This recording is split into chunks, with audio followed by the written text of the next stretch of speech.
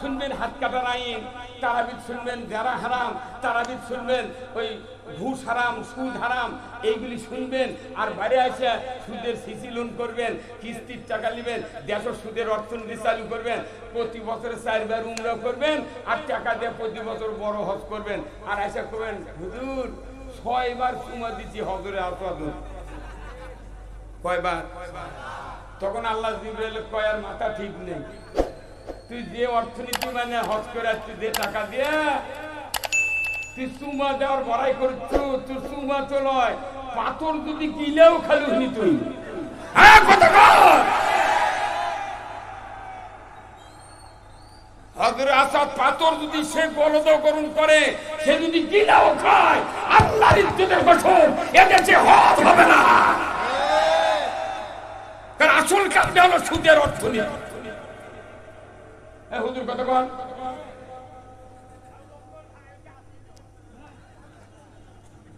এরপরে আসেন যারা হজ করেছেন, কারাগারে হাত তোলেন তো। কে কে হজ করতেন? উমরা টুমরা যা আছে না না, আমি বুঝাচ্ছি আপনাকে। আগে ব্রেন তৈরি করে নি, তারপরে হিট মারবো, সুইচ দিলে বাল্ব জ্বলে দিবি। আগে মানুষের ব্রেন ওয়ারিং করতে হবে। ওয়ারিং নাই, পরিবেশ তার এখানে হুট করে আল্লাহর আইন চাই। কতক্ষণ তুই যে শয়তানের আইন মানিচ্ছে, এটা আগে ডিলেট করলে গিয়া আল্লাহর আইন সে বলি। কতক্ষণ না আমার এই মোবাইলে মেমোরি কার্ড সব গান দিয়া ভর্তি। এখানে যদি 4টা ওয়াজ সেভ করবে চাই, তাহলে কমপক্ষে 4টা গান ডিলিট করা লাগবে। আমাকে ব্রেন বুদ্ধি আমল লাখ লাখ কাজ কারবার চিন্তা চেতনা সব জাহিলিয়াত দিয়ে ভরপুর। ওই ভরা কলসির উপর আবার পানি ঢেলে করছি, আরো জমজমের পানি ঢাললে তেমনি কাজ হবে। কলসি তেমনি ভরে গেছে পানি। আর কথা কথা বলি কিনা?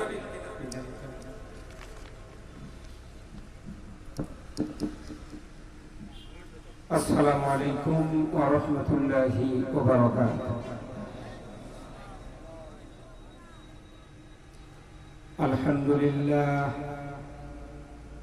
আলহামদুলিল্লাহ নাহমাদুহু ওয়া নাস্তাঈনুহু ওয়া নাস্তাগফিরুহু ওয়া নু'মিনু বিহি ওয়া নাতাওয়াক্কালু আলাইহি ওয়া না'উযু বিল্লাহি মিন শুরুরি আনফুসিনা ওয়া মিন সাইয়্যাতি আ'মালিনা। من يهده الله فلا مضل له ومن يضلله فلا هادي له،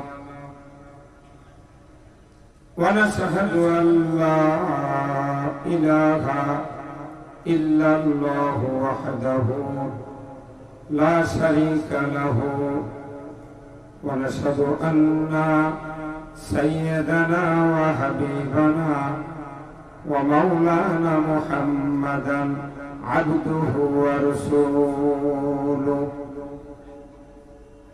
الذي أرسله بالحق بشيرا ونذيرا وداعيا إلى الله بإذنه وسراجا منيرا. فقد قال الله تعالى في كلامه المجيد والفرقانه الحميد. সবাই জবান খুলে পড়ুন আউযু বিল্লাহি মিনাশ শাইতানির বিসমিল্লাহির রাহমানির إن الله وملائكته يصلون على النبي يا أيها الذين آمنوا صلوا عليه وسلموا تسليما. اللهم صل على محمد وعلى آل محمد كما صليت على إبراهيم وعلى آل إبراهيم إنك حميد مجيد اللهم بارك على محمد وعلى آل محمد كما باركت على إبراهيم وعلى آل إبراهيم إنك حميد مجيد اللهم آمين ربنا ظلمنا أنفسنا وإن لم تغفر لنا وترحمنا لنكونن من الخاسرين رب العالمين শাকপালা ঐতিহ্যবাহী বগুড়ার একটি টার্মিনাল সিএনজি স্ট্যান্ড সহ মানুষের গ্যাদারিং এর জায়গা আল্লাহ তাআলা এই পরিচিত কেন্দ্রের উত্তরপাড়া বাইতুল মামুর জাল মসজিদ কর্তৃক আয়োজিত আজকের এই একদিন ব্যাপী তাফসীরুল কোরআন মাহফিলে বসে সন্ধ্যা থেকে নিয়ে মুহাক্কিক ওলামায়ে কেরামগণ গুরুত্বপূর্ণ বক্তব্য রেখেছেন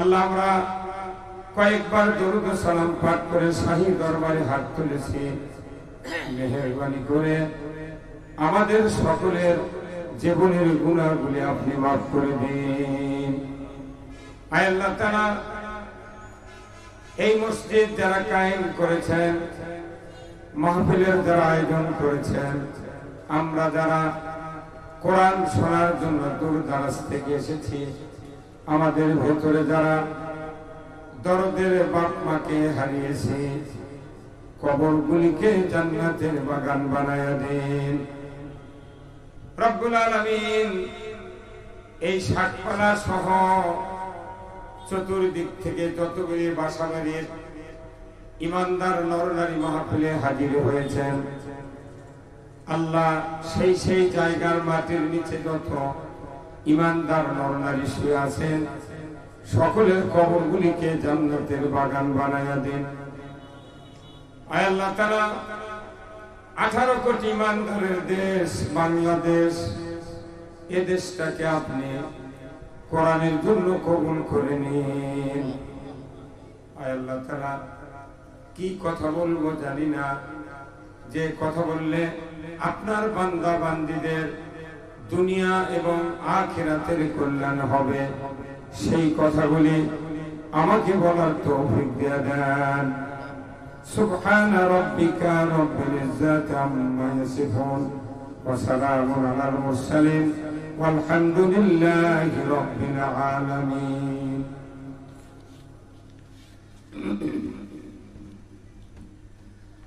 আলহামদুলিল্লাহ সমস্ত তারিফ প্রশংসা মহান রব্বুল আলামিনের জন্য যিনি উত্তরবঙ্গের দ্বার বগুড়া জেলা একটি শহরতলি এলাকায় শাকপালা এই বাজারের উত্তর সাইডে অবস্থানরত শাকপালা উত্তরপাড়া বাইতুল মামুর জামে মসজিদ এই মসজিদের উদ্যোগে একদিন ব্যাপী 46তম অধিবেশন তাফসীরুল কোরআন মাহফিলে আমাদেরকে বসে কোরআন ইসলাম রাসূলের জীবন রাজনীতি অর্থনীতি পারিবারিক নীতি সামাজিক নীতি সবকিছু শোনা জানা বলা যিনি সুযোগ করে দিচ্ছেন তার দরবারে আমরা শুকরিয়া আদায় করছি সবাই জোরে সোরে পড়ছি আলহামদুলিল্লাহ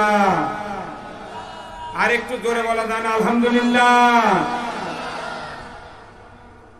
লাখো কোটি দরুদ সালাম বিশ্ব মানবতার মুক্তির দিশারি বিশ্ব নেতা যিনি সফল স্বামী সফল বাবা সফল নানা সফল রাখাল সফল সেনাপতি সফল যোদ্ধা সফল রাষ্ট্রনায়ক এই পাঁচজন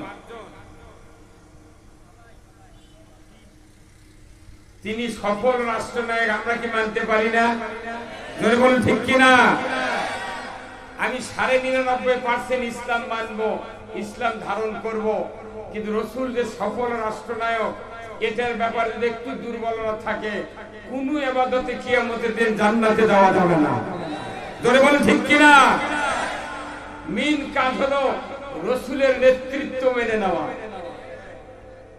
বাংলাদেশের মেম্বার থেকে শুরু করে প্রধানমন্ত্রী পর্যন্ত যতগুলি জনপ্রতিনিধি মানুষের সমর্থনে ভোটে নির্বাচিত হন, ওনারা যদি খালি রসুলকে আদর্শ সফল রাষ্ট্রনায়ক হিসেবে মেনে নিতে পারত, আমার দেশে সুদ চলতো না।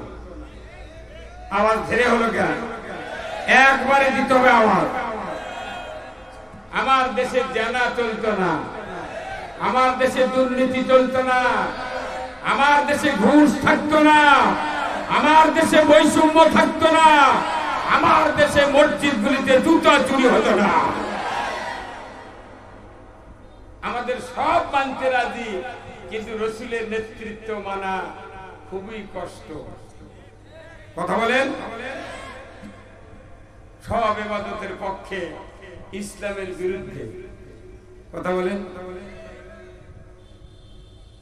তাহলে আমরা কি রসুলের নেতৃত্ব মেনে নিতে রাজি আছি? কারা কারা দুহাত তুলে দেখান তো, কারা কারা? লিল্লাহি তাকবীর, নারায়ে তাকবীর। আমার নেতা তোমার নেতা, আমার নেতা তোমার নেতা মুস্তাফা। রসুলের নেতৃত্বে কিয়ামতের দিন তার উম্মতেরা আল্লাহর বেহেশতে যাবে, কোন নেতার পাম পাবে না। কথা বলেন? কোন নেতার পাম নাই। এক নেতা, এক পৃথিবী, তিনি হলেন জনাবে মুহাম্মদুর রাসূলুল্লাহ। দিল উজাড় করে নবীকে মেনে নিতে হবে। কোন নেতৃত্বে শান্তি, সুখ, সমৃদ্ধ, মুক্তি, নাজাত নাই। কার কথা? আল্লাহর কথা আমরা মানতে রাজি যদি হয়ে যায়, তখন আপনি আমি আল্লাহর মতের সাথে একমত হলাম। কথা ঠিক কিনা? এরপরে আসুন, আজকের এই কোরআনের মাহফিলের সম্মানিত সভাপতি, বিশিষ্ট আলিম দ্বীন মাওলানা মোহাম্মদ আবু বকর সিদ্দিক, প্রতিষ্ঠাতা চেয়ারম্যান বগুড়া সিটি আইডিয়াল মাদ্রাসা, অধ্যক্ষ মহাস্থান শাহ সুলতান বলকি রহমতুল্লাহ আলাইহি ফাজিল মাদ্রাসা ও কার্যকরী সভাপতি বগুড়া জেলা ইমাম মুয়াজ্জিন সমিতি বগুড়া। আল্লাহ ভাইজানকে দ্বীনের জন্য কবুল করুন, আমিন। সহ সভাপতি আলহাজ মাওলানা ফজলে রাব্বি তোহা, সাবেক উপাধ্যক্ষ নন্দ ফাজিল মাদ্রাসা নন্দীগ্রাম বগুড়া। আল্লাহ ভাইজানকে ইসলাম দ্বীন বোঝার তৌফিক দান করুন, আমিন। সঞ্চালনায় আলহাজ হযরত মাওলানা মোহাম্মদ আব্দুল জলিল, খতিব ষাটপালা উত্তরপাড়া বাইতুল মামুর জামে মসজিদ ও সাধারণ সম্পাদক বগুড়া জেলা ইমাম মুয়াজ্জিন সমিতি বগুড়া। আল্লাহ ভাইজানকে কোরআন বিজয়ের জন্য ইমামতি করার তৌফিক দিন, আমিন। জোরে বলেন না গা? আজকের মাহফিলের সম্মানিত প্রধান অতিথি, বিশিষ্ট রাজনীতিবিদ, বিশিষ্ট শিক্ষাবিদ, বগুড়া জেলার এই কোপারের কৃতি সন্তান জনাব মোহাম্মদ রেজাউল করিম বাদশা ভাই, সভাপতি বাংলাদেশ জাতীয়তাবাদী দল বিএনপি বগুড়া জেলা শাখা ও সাবেক মেয়র বগুড়া পৌরসভা। আল্লাহ ভাইজানকে ইসলাম, দ্বীন এবং কোরআন বোঝার তৌফিক দান করুন, আমিন। আজকের মাহফিলের সম্মানিত বিশেষ অতিথি, এই বগুড়ার সাবেক ভাইস চেয়ারম্যান উপজেলা, বিশিষ্ট রাজনীতিবিদ, আমির বাংলাদেশ জামাত ইসলামী বগুড়া শহর শাখা ও সাবেক ভাইস চেয়ারম্যান বগুড়া সদর উপজেলা পরিষদ বগুড়া। আল্লাহ ভাইজানকে ইসলাম বিজয় করতে গিয়ে যা যোগ্যতা দরকার অর্জন করা, আল্লাহ যেন তার তৌফিক দেন করুন, আমিন। জনাব মোহাম্মদ আবু জাফর আলী, অধ্যক্ষ রানীরহাট স্কুল অ্যান্ড কারিগরি কলেজ বগুড়া। ভাইজান অনেক দিন হলে রানীনগর রানীরহাট কলেজের অধ্যক্ষ, সেই পল্লী বিদ্যুতের খুব উনি একজন শুভাকাঙ্ক্ষী বিদ্যুতের সভাপতি ছিলেন। কি ভাই? কিন্তু ওনার মাধ্যমে আমি জানাতে চাই যে এখনো যদি উনি অফিসে যান দয়া করে বলবেন যে মিটার ভাড়া দেন না হলে এই কতক্ষণ ওনারা যদি মিটার ভাড়া নেন তাহলে আমাকে তাকে যে পুল পুঁতিতে পুলের ভাড়া দান দিয়ে দেন এই কতক্ষণ করে বল আর ডিজিটাল যে মিটার আছে এই মিটার বাদ দেয়া আগেকার ওই চাকা ঘোড়া মিটার দান দেয় ঠিক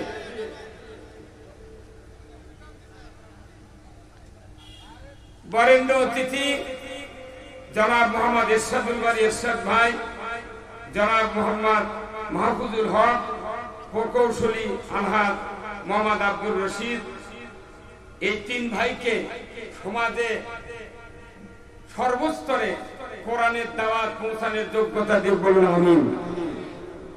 আহ্বায়ক কমিটির ভেতরে আলহাজ মোহাম্মদ আলী আকন্দ মোহাম্মদ হামিদুজ্জামান আলহাজ মাওলানা হাদিউজ্জামান আলহাজ মাওলানা মোহাম্মদ আব্দুর রউফ খন্দকার মঞ্চে বসা সুধীবৃন্দ সামনে বসা মুরব্বিনে কেরাম হাজী সাহেবগণ বিভিন্ন মসজিদের ইমাম মুয়াজ্জিন মুক্তাদি সহ বিভিন্ন রাজনৈতিক দলের নেতৃবৃন্দ যুবক ভাইরা প্রাইমারি মাদ্রাসা হাই স্কুল কলেজ বিশ্ববিদ্যালয়ের শিক্ষক মহোদয়গণ ছাত্র ভাইরা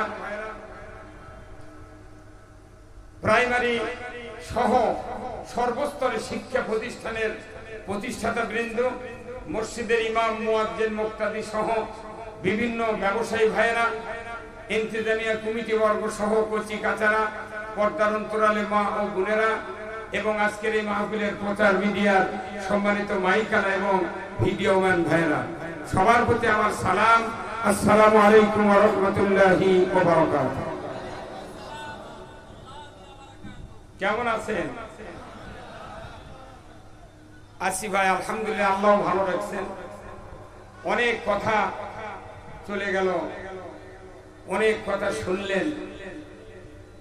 আমরা মাহফিলে বক্তৃতা দিই, মসজিদে ইমাম বক্তৃতা দেন, তাবলীগের ইজতেমা ওনারা বক্তৃতা দেন, জামাত ইসলামের লোকেরা বক্তৃতা দেন, তাফসীর মাহফিলে বক্তৃতা দেন, সবাই ধর্মের কথা বলি, কথা ঠিক কিনা? আমাকে এটা একটা সার্কুলার, একটা কি সার্কুলার বোঝেন? মসজিদে খুতবা দেয় প্রতি শুক্রবারে যে ইন্নাল্লাহা ইয়া'মুরু বিল আদলি ওয়াল ইহসান ওয়া ইতা'i যিল কুরবা ওয়া ইয়ানহা আনিল ফাহশাই ওয়াল মুনকারি ওয়াল বাগই ইয়াইযুকুম লাআল্লাকুম, সবাই বলেন লাআল্লাকুম তাযাক্কারুন। এটা সার্কুলার। আমরা যে বক্তৃতা দিই এটাও সার্কুলার, যারা মাহফিলে বক্তৃতা দেয় এগুলোও সার্কুলার। সার্কুলার মানে কি? একটা চাকরির সার্কুলার ছাড়ে না ভাই, বলেন একটু ফিডব্যাক দিবেন। এইগুলো হলো সার্কুলার। এখন আলিমেরা সার্কুলার দিচ্ছি 19 দিন ধরে, কিন্তু এই সার্কুলার তো বাস্তবায়ন হচ্ছে না। তাহলে দোষ কার? আলিমের? কার দোষ? কোন? আর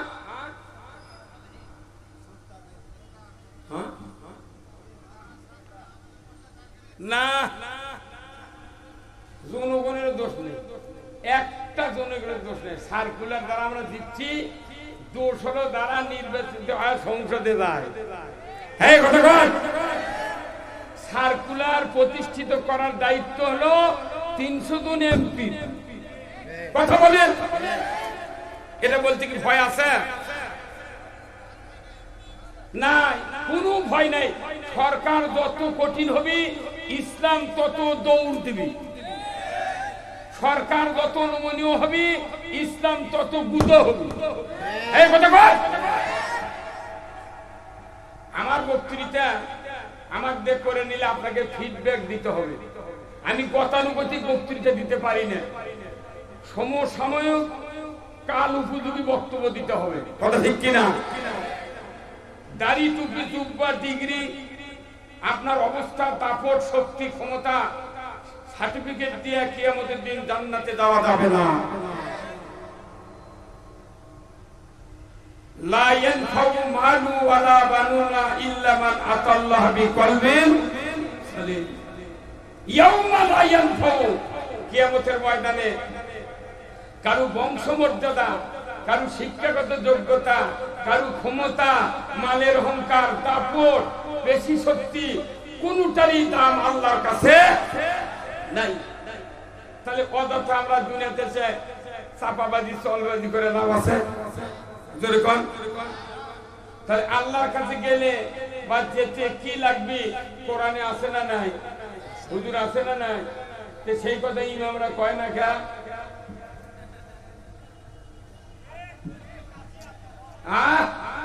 কেন বলে না?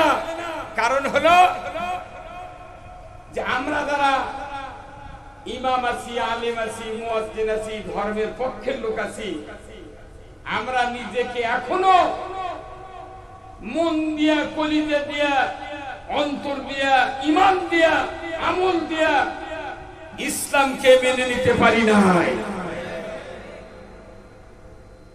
আপনারা একটু ঠিক করবেন তো ভাই, জাফর ভাই, আপনার জোরে কোয়া লাগবে। কি কথা ঠিক কিনা? আপনি যদি ঠিক না বলেন, ওনারা ঠিক বলবেন না। এনারা হলেন বিশ্বকাপের জাজম্যান। গোলকিপারের বারের গলির বারের কাছে সিয়ার দিয়ে জাজমেন্ট হওয়ার কারণ কি? যদি রেফারি দূরে থাকে, তার চোখ যদি মিস করে বল গোল হলো কি হলো না, তাহলে দৌড়ে আসে জাজমেন্টের থেকে শোনে। আমি দেখতে পাইনি, কিন্তু নেটের ভেতর বল বাজে গেছে। আবার এই নেট দেওয়ার কারণ কি? আজ থেকে 40 বছর আগে কোন গোলের বারের পেছনে নেট ছিল না, বল চলে গেছে, বহু প্লেয়ার বল দেওয়ার পরেও জাজমেন্ট কথা না ঢুকি কথা বলে গেল। সেই জন্যই একদিন রেফারি ধাক্কা খা নেটের ব্যবস্থা করছে, ওই বল গোলে ঢুকলো কি ঢুকলো না প্রমাণের জন্য নেট যদি ঢুকে বল বাজে দেন। কথা বলছেন? আমাকে একদিন মাহফিলে মসজিদে দেখলাম বক্তৃতা হচ্ছে, এটা নেট সারা বক্তৃতা। কতক্ষণ বক্তৃতা? 10 মিনিট করব, কিন্তু বক্তৃতা বোঝার উপযোগী ব্রেন তৈরি করতে হবে আগে। আপনাকে এটি সাইকেলের মেকার নাই ভাই, এই যে ভলকান আছে, বড় বড় ট্রাকের চাকা, ওই যে লিক সারায়। একটা সাইকেল কিংবা একটা ট্রাকের চাকার যখন পাংচার হয়, দেখবেন ওই টিউব খোলার পরে ওই মেকার ওই টিউবের উপর কি হাত দিয়া ঘর্ষণ দেয় না কিছু দিয়ে ঘর্ষণ দেয়? সবাই কর ধাওয়া। এখন ধাওয়া দেয়া যখন ওই টিউবের উপর ঘর্ষণ দিচ্ছে, ঘুষতেছে, কারণ কি? তখন ওই টিউব বলতেছে, ভাই আমার শরীরটা এত সমান তেল তেলা ছিল, তুমি কি আমার কষ্ট দাও ধাওয়া দেয়া? তখন ওই মেকার বলে, ভাই তোমার এই টিউবের উপরে তেল তেলা গোয়েন্দার আছে। এই কথা কি আছে? তেল তেলা গোয়েন্দা। এই গোয়েন্দার আউট করার পর খড় হবি, পটি কাবার ডলে গোয়েন্দার তারাবি, তারপরে সলিউশন দিয়া ফুঁ দিয়ে শুকে পটি মারে দেয়া, ওর উপর আবার কাঠ দিয়ে ডলা লাগবি, তবে হবি ওই লিগ অরিজিনাল বন্ধু। এই সমাজে আমরা যারা ইসলামের ধারক বারক হচ্ছি, ওই তেল তেলে গোয়েন্দারের কানত কোরআন শুনে লাভ নাই।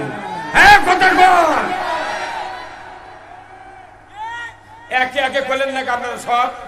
একে একে করবে সব একবারে কম। আমাদের সমাজে ইমানে, আমলে, চিন্তা, চেতনায়, অর্থনীতি, রাজনীতি যত কিছু হচ্ছে, সব জায়গাতেই তেল তেলে গোয়েন্দার ভর করে আছে। তাহলে গোয়েন্দারক আমি তেল তেলে গোয়েন্দার কথা শুনে কোনো লাভ নেই। 40 বছরে মসজিদ ইমামতি করেছে ইমাম, মসজিদের মোতাল্লি দোয়া কোন জানে না। 30 বছর হইলে মসজিদের মুয়াজ্জিন আযান দিচ্ছে, মুয়াজ্জিনের কাছে একজনও উম্মত আসে না।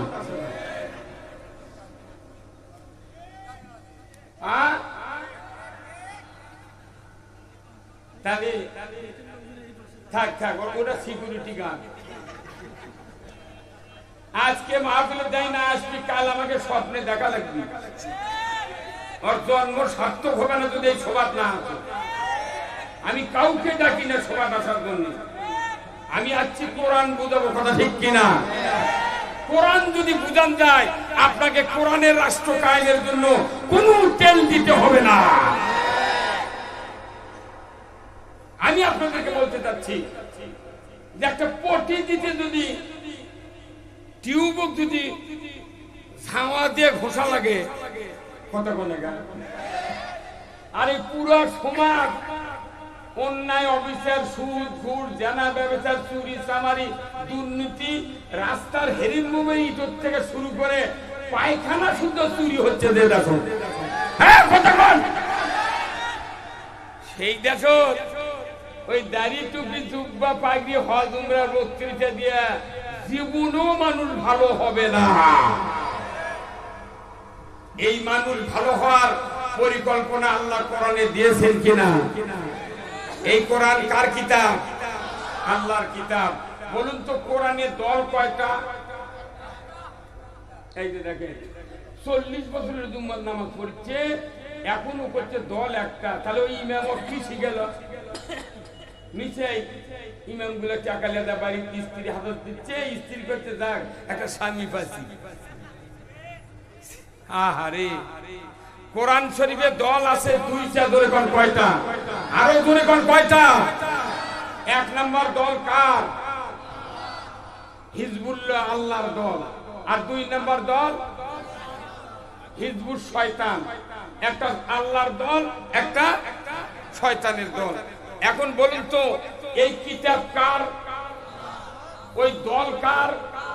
প্রতিষ্ঠিত করেছে কে? দল আল্লাহ। তাহলে আল্লাহ যেহেতু দল প্রতিষ্ঠিত করেছেন, কিতাবও আল্লাহর, তাহলে বোঝা যাবে এই কোরআন আল্লাহর দলের কিতাব। আওয়াজ কোন ধীরে হতে দেখছেন? এই কোরআন কার দলের কিতাব? জোরে বলেন কার? তাহলে আল্লাহর দলের কিতাব হলো কোরআন।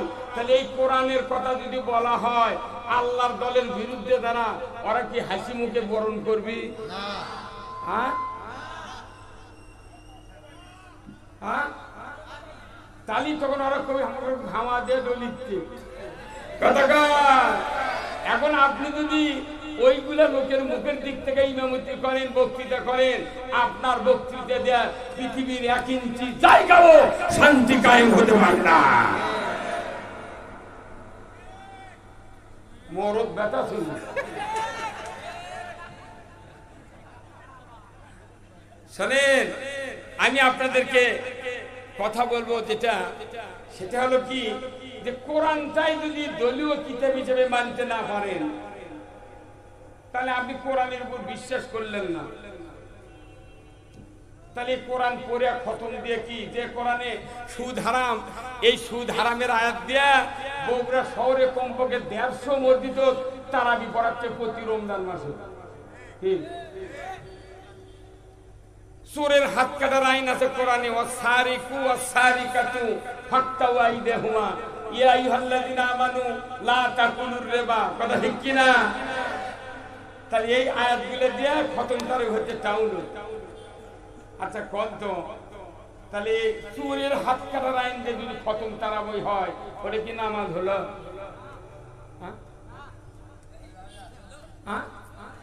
আমি নামাজ পড়বো, তাহলে চোরের হাত কাটার আইন দিয়ে অন্য আয়াত নাই দেখো। চোরের হাত কাটার আইন আপনি তারাবি পড়লেন, ওই হাত কাটার আইন সংসদে কায়েম হলে আপনার গা চুলকায় গা?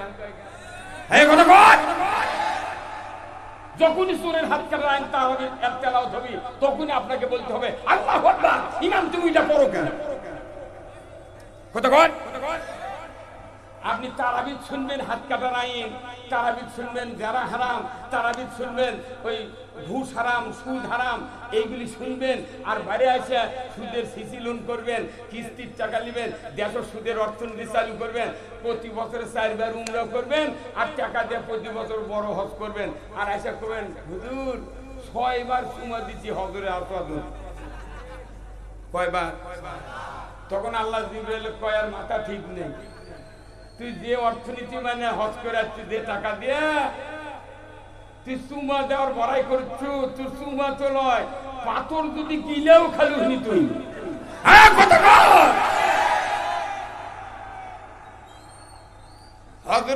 পাথর যদি সে গলদকরণ করে, সে যদি গিলাও খায়, আল্লাহর ইজ্জতের কসম এদেশে হজ হবে না। কারণ আসল কাজটা হলো সুদের অর্থনীতি। হুজুর কত কন?